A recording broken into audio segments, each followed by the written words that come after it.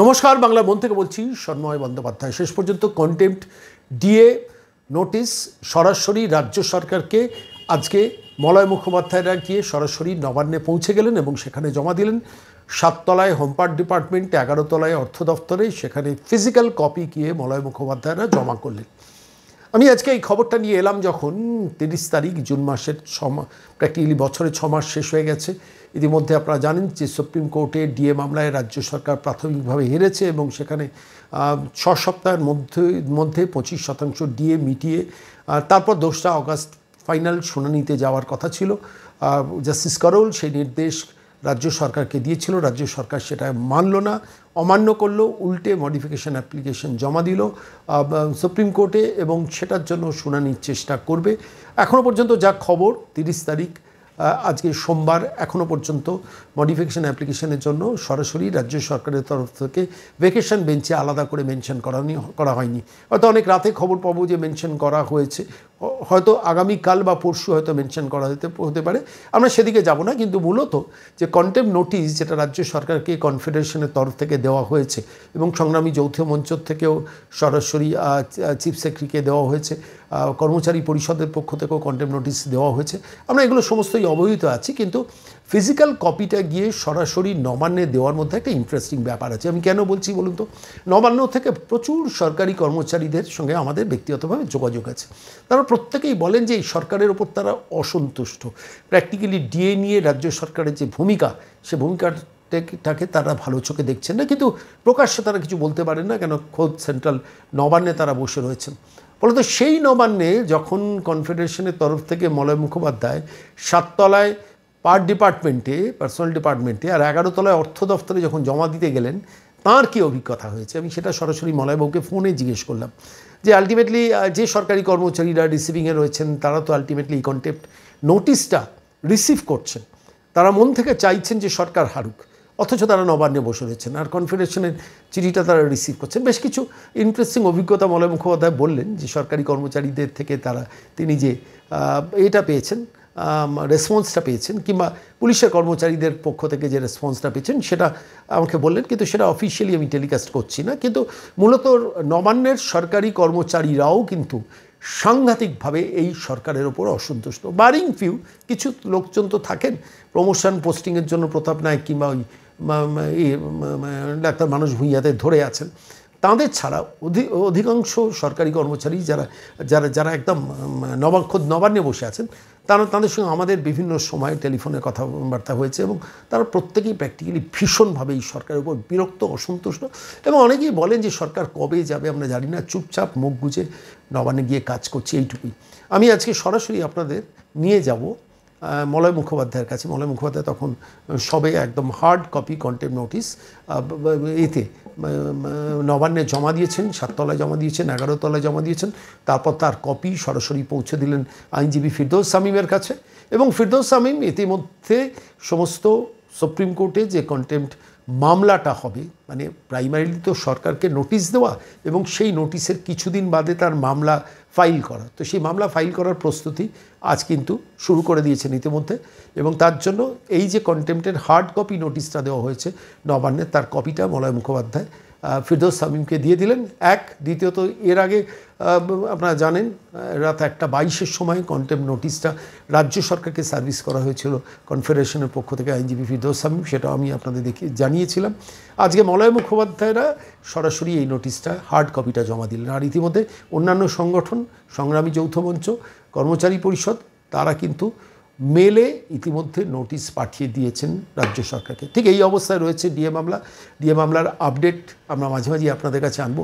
সরকারি কর্মচারী, অসংখ্য সরকারি কর্মচারী, কেউ স্কুলের শিক্ষক রিটায়ার করেছেন, কেউ স্কুলে হেডমাস্টার, কেউ রিটায়ার করেছেন, কেউ রিটায়ার করেননি, এক্সিস্টিং বর্তমানে স্কুলের টিচার, কলেজের অধ্যাপক, কলেজের অধ্যাপিকা, সরকারি কর্মচারী।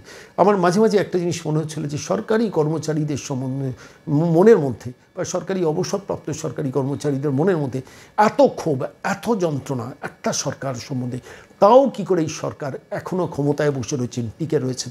এই মানুষগুলোর যে দীর্ঘশ্বাস, সেই দীর্ঘশ্বাসেরও তো একটা অভিশাপ আছে, আর সেই অভিশাপ যদি কাজে লাগে তাহলে তো এই ভদ্রমহিলার নবান্নের 14 তলায় বসে থাকার কোনো নৈতিক অধিকার নেই। কোটি কোটি টাকা খরচা করে সুপ্রিম কোর্টে গিয়ে আবার মামলা লড়ছেন।